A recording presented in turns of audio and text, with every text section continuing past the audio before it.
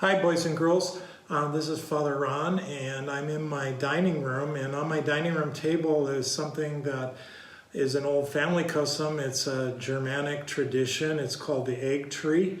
And on these branches that have been painted colorfully blue and white, I've hung hand-painted Easter eggs. Eggs are one of the symbols of the resurrection, because just like Jesus was, the new life of Jesus came out of the tomb, so the new life of the chick comes out of the egg. Now, another symbol of Easter is the lamb.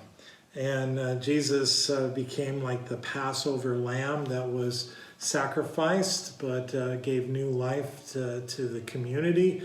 And so Jesus is that Paschal lamb, and in many languages, the word for Easter is the same word for Passover. And then another symbol of Easter, you'll see rabbits. Now, that's another German custom, and the German Lutherans that came to the United States brought it with them. And the Easter rabbit is a lot like Santa Claus. He would decide who was the good boys and who were the bad boys and girls, and then he would give them, either if they were good, they would get eggs and candy and sometimes toys. Now, another final symbol that I have also on my tree is, I don't know if you can see it too well, but there's a butterfly there. And butterflies also are a symbol of the resurrection of Jesus, because like the caterpillar enters into the cocoon as one thing and emerges as something completely transformed and beautiful, so that also reminds us of what happened to Jesus. He died and he entered into the tomb, which was like a cocoon, and he came out new life in his resurrected form.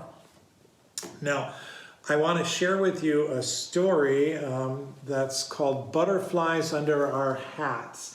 And it's by Sandy Eisenberg Sasso. And it's a story about hope, because Easter is really a story about hope beyond all hope. And so, let me begin. Once there was a town called Chelm, where there was no luck. If something could go wrong, it did.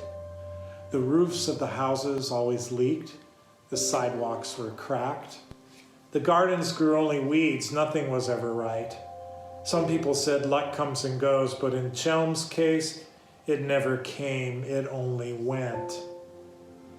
Others said there's no such thing as luck. The people of Chelm were certain that luck was real, and somewhere they had lost it. They looked everywhere, in beds, and in basements, in pant pockets and in pickle barrels, in water wells and wicker baskets. But as luck would have it, they never found any. We never have any luck, they sighed. And so they gave up. They stopped building houses. They delayed repairing sidewalks, and they quit planting gardens. Then one day, a strange and beautiful woman came into town. No one had ever seen her before. She wore a large purple felt hat over her red hair and a long green dress that matched her eyes. She told the people of Chelm that there was something better than luck. Better than luck? The people weren't sure they believed her, but they listened anyway. Having lost their luck, what else did they have to lose? Tomorrow at daybreak, the strange woman with the purple hat and green eyes informed the town. Butterflies of hope are going to fly into the town square. If you can manage to cover the butterflies with your hats, you will have hope. And hope is better than luck. Some of the townspeople thought the woman was crazy. Nothing was better than luck. But others weren't so sure. The next morning, just as the sun began to rise, the people of Chelm, who couldn't find any luck, went into the town square to look for hope. Just as the red-haired, green-eyed woman had said, clouds of colorful butterflies appeared. They landed on the ground. For a few moments, they just sat there. Their wings fluttered softly. The people were very quiet. They gently placed their hats over the butterflies. There were silk top hats and woolen caps and black berets and bonnets with bows. There were felt fedoras and high hats with pink polka dots.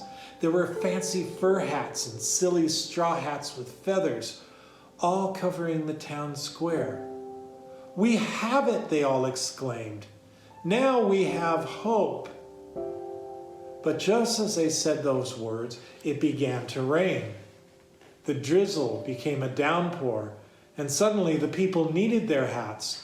One by one, they took their silk top hats and their woolen caps, their black berets and bonnets with bows, their felt fedoras and their high hats with pink polka dots, their fancy fur hats and their silly straw ones with feathers. One by one, the butterflies disappeared.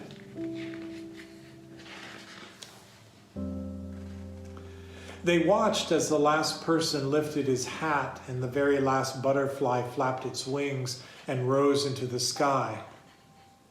"Now, not only don't we have any luck," they sighed, "we've lost hope as well."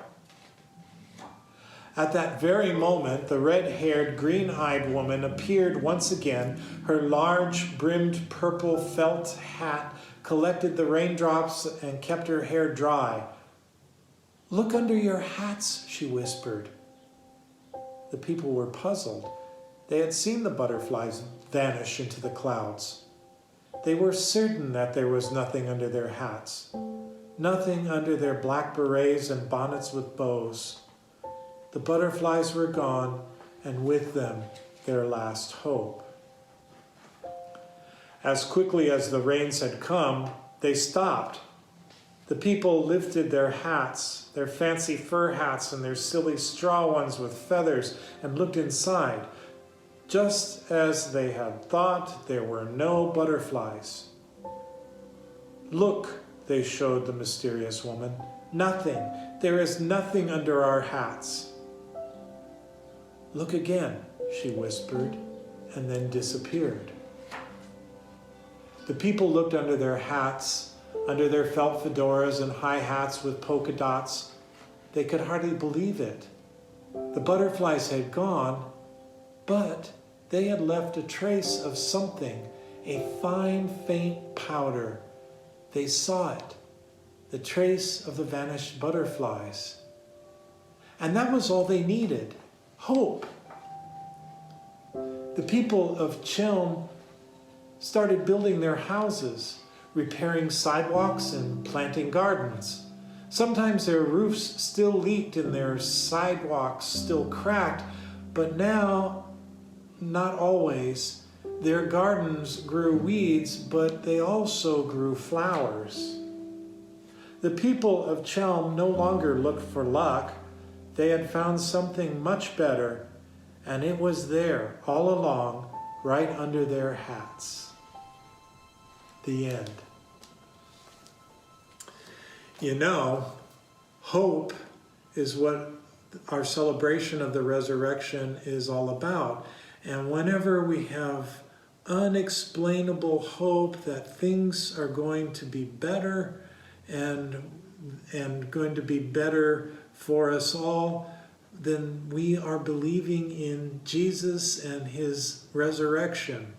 So at this Easter time, I pray that you always have hope, that you know that in the end it's going to be good, and if it's not good right now, it's not the end yet. And so we hope and we pray and we look forward to a world that's transformed by love. Take care, God bless, and happy Easter.